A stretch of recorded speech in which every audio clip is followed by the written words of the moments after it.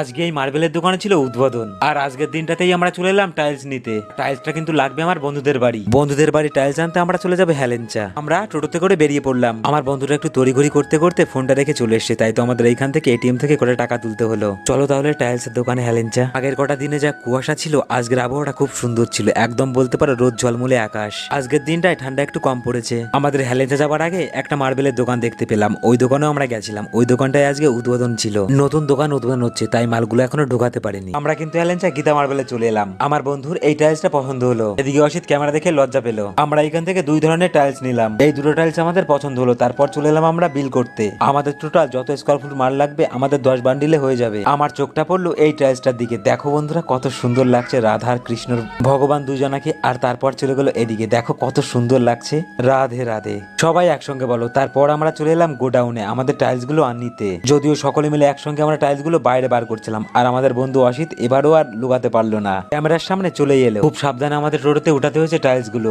এবার আমরা বাড়ির দিকে চললাম, কিন্তু এখানেই শেষ না, খুব সাবধানে বন্ধুদের বাড়ি নিয়ে যেতে হবে আমাদের টাইলস গুলো। তোমরা একটু আইডিয়া করে বলো তো বন্ধুরা, আজকে আমরা কত টাকা টাইলস কিনলাম? কমেন্ট বক্সে অবশ্যই